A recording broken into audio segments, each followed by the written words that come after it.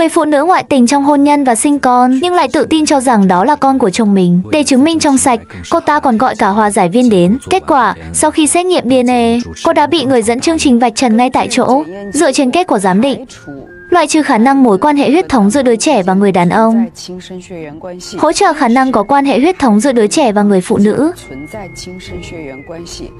Đứa trẻ là con ruột của người phụ nữ. Năm 2016, người phụ nữ tìm đến chương trình, yêu cầu giúp cô đòi lại công bằng. Cô nói rằng mình và chồng đã ly hôn 8 năm trước. Khi ly hôn, cậu con trai duy nhất được tòa giao cho chồng nuôi. Bây giờ cậu bé đã 12 tuổi, nhưng chồng cố lại nói đứa trẻ không phải con ruột, còn đưa cậu bé đến cho cô. Nhắc đến đây, người phụ nữ tỏ ra vô cùng tức giận. Lúc ly hôn, chính người đàn ông đã tranh giành quyền nuôi con trai. Vậy mà bây giờ lại bỏ mặc đứa trẻ. Con nói rằng nó không phải con ruột. Vì vậy, người phụ nữ hy vọng hòa giải viên sẽ giúp cô và con trai đòi lại công bằng. Hòa giải viên liền đến nhà người đàn ông. Hôm đó, anh ta không có nhà, chỉ có bà nội của đứa trẻ đang chơi bài với mấy bà bạn. Vừa nhắc đến người cháu không cùng huyết thống này, bà nội cũng rất ấm ức. Lúc đầu, không một ai trong gia đình nghi ngờ huyết thống của đứa cháu, mọi người đều rất yêu thương nó. Nhưng khi cậu bé lớn lên đến 12 tuổi thì ngày càng nổi loạn. Mỗi ngày đều đòi gia đình mấy chục tệ tiền tiêu vặt. Hễ bà nội không cho tiền, nó liền đập phá đồ đạc hoặc đánh cả bà. Đến đây mà xem, tôi chỉ cho cô. Cô xem tấm kính này, nó đã đập vỡ tan tành. Kính đã bị nó đập vỡ như này. Đưa cho nó 30 tệ mà vẫn chưa đủ. Tối qua nó mất bình tĩnh một chút mà đã đập vỡ ra thế này. Cửa kính đều là nó đập vỡ. Đúng, đều là nó đập. Cả cái ghế cũng bị chặt nát. Cửa bị đá nát bét. Cửa bị đá nát bét rồi đây này. Tôi tức quá không muốn chăm nó nữa. Nó còn đánh bà à? Ừ, nó đánh cả tôi, dùng đá ném. Bà đánh không lại nó, tôi đánh không lại nó, đành phải ôm đầu chịu trận. 10 tệ không đủ, lại đòi 20 tệ. 20 tệ không đủ, lại đòi 30 tệ. Nghe đến đây, những người hàng xóm đang chơi mặt trược cũng có điều muốn nói. Họ cho biết bà nội đã chăm sóc đứa trẻ hết lòng, nhưng cậu bé chỉ biết xin tiền để đi chơi net, hoặc bao mấy đứa du côn đi ăn. Mà cách đây không lâu, cậu bé còn dẫn người đến trường đánh cả giáo viên và hiệu trưởng. Bây giờ nó đã bị đuổi học rồi. Trường đã đuổi học nó rồi, không cho nó đi học nữa. Cậu ấy bị đuổi khỏi trường tiểu học. Đúng vậy. Nó đánh nhau với giáo viên, làm giáo viên tức muốn chết. Điều này khác hẳn với những gì cậu bé nói với mẹ mình. Cậu bé nói rằng chồng cũ đối xử không tốt với mình, khiến cậu bị đuổi học. Vì vậy, sau khi nghe lời kể của hàng xóm, người phụ nữ vẫn chọn tin con trai mình. Chắc chắn là chồng cũ đối xử không tốt với con, không đóng học phí cho nó. Con trai cô là một đứa trẻ ngoan, không thể nào đánh người được. Sao nó ở nhà tôi lại không như vậy? Cô tự mình chăm thì tốt hơn đi. Đừng để làm phiền tôi nữa. Không thể nói như vậy được. Bà đây đã lớn tuổi rồi, vậy mà còn phải giúp hai người trông con. Là do bà ấy có lòng tốt. Tôi đâu có bảo bà ấy trông. Là bà ấy tự y bế đứa nhỏ đi trông. Cô hiểu không? Nói qua nói lại, người phụ nữ bắt đầu cãi nhau với mẹ chồng cũ và cả những người hàng xóm. Trong lúc cãi vã, mẹ chồng cũ đã tiết lộ một thông tin động trời. Bà vốn không muốn nói ra, muốn giữ chút thể diện cho người phụ nữ. Đứa cháu không phải là con ruột của con trai bà. Cách đây không lâu đã làm xét nghiệm ADN rồi, tại Trung tâm Giám định Pháp y Tương Nhã tỉnh Hồ Nam. Bố nó Tào Cảnh Phong có người quen ở bệnh viện Tương Nhã. Kết quả xét nghiệm di truyền cho thấy giữa bố nó và nó không có mối quan hệ huyết thống. Nhưng đối mặt với kết quả ADN được đưa ra trước mặt, người phụ nữ vẫn thề thốt quả quyết rằng đó chắc chắn là giả mạo. Cô còn nói chồng cô có mấy người bạn là bác sĩ, nên việc làm giả kết quả ADN chắc chắn rất dễ dàng. Anh ta lợi dụng việc nhà họ có người ở bệnh viện Tương Nhã. Bố nó Tào Cảnh Phong có người quen ở bệnh viện. Người phụ nữ cho biết từ lúc 10 mấy tuổi, cô đã ở bên cạnh chồng cũ, gần như rất ít khi rời xa anh. Tất nhiên là không thể mang thai con của người khác. Vì vậy, bây giờ người phụ nữ khẳng định chắc nịch kết quả ADN này là do gia đình người đàn ông làm giả vì không muốn nuôi con. Nhưng trước lời lẽ của người phụ nữ, bà nội của đứa trẻ chỉ nói cô ta đang nói bậy. Người phụ nữ này lúc mới về nhà họ đã mang thai được 2 tháng rồi. Lúc đó bà cứ nghĩ là do con trai mình ăn cơm trước cảnh. Bây giờ nghĩ lại, có lẽ sự việc không phải như vậy. Bà nội lại cãi nhau với người phụ nữ. Thấy vậy, hòa giải viên liền gọi điện cho người đàn ông, bảo anh gác lại công việc về nhà xem sao. Người đàn ông đến nơi và cho biết, sở dĩ lúc đầu anh lo lắng đứa trẻ không phải con ruột, một phần là vì người phụ nữ đã ly hôn với anh rồi, nhưng lại thường xuyên nhắn tin hỏi anh có ngược đãi con không. Điều này khiến anh không thể hiểu nổi. Anh ngược đãi con trai mình để làm gì chứ? Mặt khác là vì khi đứa trẻ dần lớn lên, tính cách và ngoại hình đều không giống anh. Hai người ly hôn được 8 năm rồi, nhà anh cũng mang thằng bé đi. Tại sao đột nhiên lại nghĩ đến việc làm xét nghiệm ADN? Tại vì cô ta thường xuyên gửi tin nhắn cái gì mà Trừ cả nhà chúng tôi nào là ngược đãi con trai, nào là thế này thế nọ.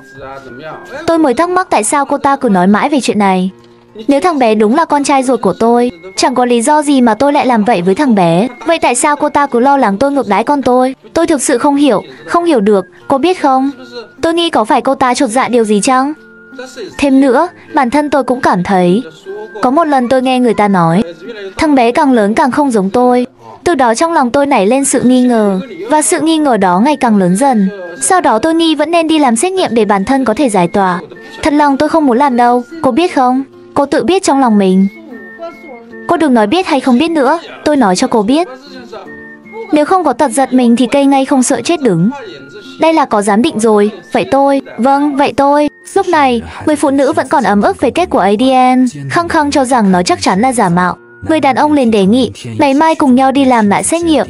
Đến bệnh viện nào là do người phụ nữ quyết định. Sau khi buổi hòa giải kết thúc, người phụ nữ tìm hòa giải viên và nói rằng nhà chồng cũ nghi ngờ đứa trẻ không phải con ruột, có thể là vì 2 tháng trước khi cưới, cô và chồng cũ từng cãi nhau một trận và chia tay trong 2 tháng. Lúc này, hòa giải viên nhớ lại câu nói của ba mẹ chồng rằng khi kết hôn, người phụ nữ đã mang thai 2 tháng. Hôm sau, người phụ nữ đã đi làm xét nghiệm ADN. Sau vài ngày chờ đợi, chương trình đã mời họ đến trước mặt người MC. Vậy kết quả giám định này được thực hiện dưới sự chứng kiến của chúng tôi và sự chứng kiến chung của bệnh viện. Cả ba bên đều có mặt đầy đủ để thực hiện nên đã đảm bảo tính minh bạch. Với kết quả này, hai người sẽ không còn nghi ngờ gì nữa chứ? Đương nhiên. Còn cô? Tôi cũng không, tôi tin các vị. Dựa trên kết quả giám định, loại trừ khả năng có quan hệ huyết thống giữa đứa trẻ và người đàn ông. Kết quả cho thấy cậu bé 100% không phải là con ruột của người đàn ông. Và trước khi công bố kết quả giám định của người phụ nữ và con trai, người dẫn chương trình đã cho cô một chút thể diện, hỏi lại cô có từng ngoại tình không. Người phụ nữ một lần nữa kiên quyết phủ nhận. Chỉ có ánh mắt đã bàn đứng tâm tư của cô. Tôi không có ngoại tình bên ngoài. Giả sử kết quả cho thấy đứa trẻ là của chị, vậy chẳng phải chị đang thực sự đứng trước ống kính truyền hình để nói dối tất cả mọi người sao? Tôi không nói dối. Vậy được thôi, chúng ta hãy xem trực tiếp kết quả. Dựa trên kết quả giám định, xác nhận có quan hệ huyết thống giữa đứa trẻ và người phụ nữ. Đứa trẻ là con ruột của người phụ nữ. Kết quả đã có rồi. Dù sao thì cô cũng biết kết quả này là bằng chứng khoa học, cô hiểu không?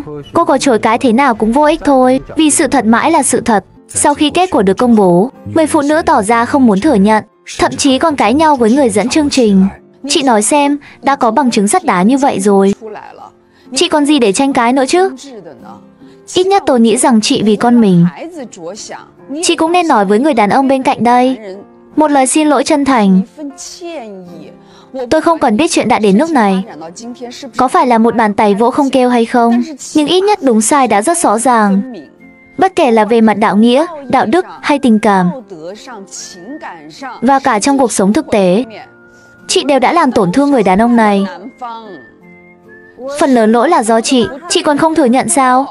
Mặc dù một bàn tay vỗ không kêu, nhưng không còn nghi ngờ gì nữa, sai lầm này chắc chắn chị phải chịu trách nhiệm chính. Chị không chỉ có lỗi với người đàn ông bên cạnh, mà chị còn có lỗi với con của mình.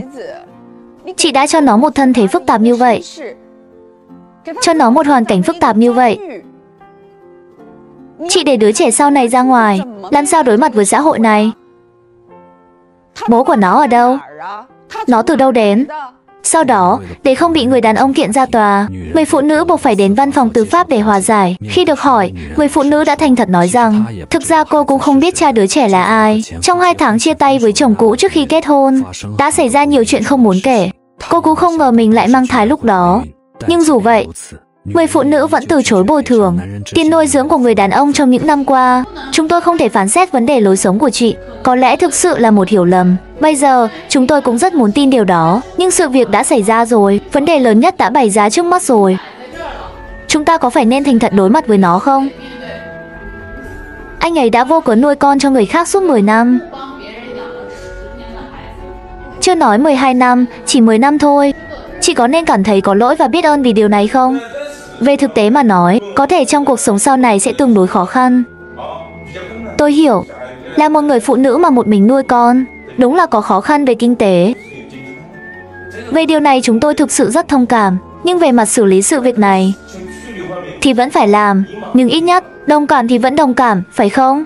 Nhưng quyền lợi của anh ấy, chúng ta không thể tước đoạt quyền lợi của anh ấy. Anh ấy đưa ra yêu cầu, đó là quyền lợi chính đáng của anh ấy. Để anh ta mang nó đi.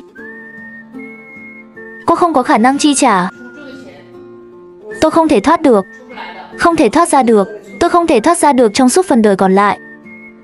Thế thì không có gì để nói nữa rồi. Cứ ra tòa xử lý thôi. Trước khi rời đi, người đàn ông đã nói với con một lời nói dối thiện chí. Chỉ cần người phụ nữ có chút lương tâm, không vạch trần lời nói dối này trước khi đứa trẻ trưởng thành là được. Bố phải ra ngoài làm việc trong thời gian tới. Con hãy ở với mẹ nhé. Hãy đi theo và sống với mẹ, được không? Con phải nghe lời mẹ đó, biết không? Con cũng lớn rồi, phải biết điều, con đã 12 tuổi rồi. Lúc nhỏ bố cũng đã cho con đi học 1 năm ở trường võ. Hãy là một người đàn ông chân chính nhé, biết không con? Vâng. Khi nào có thời gian, bố sẽ thường xuyên đến thăm con.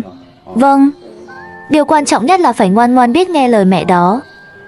Và câu chuyện hôm nay tạm dừng tại đây. Các bạn sau khi xem có những cảm xúc gì, hãy để lại ý kiến của mình ở phần bình luận, để mọi người cùng thảo luận nha. Và nếu thấy hay, đừng quên cho mình xin một like và một đăng ký kênh nha. Mình là Lạc Lạc, hẹn gặp lại mọi người kỳ sau.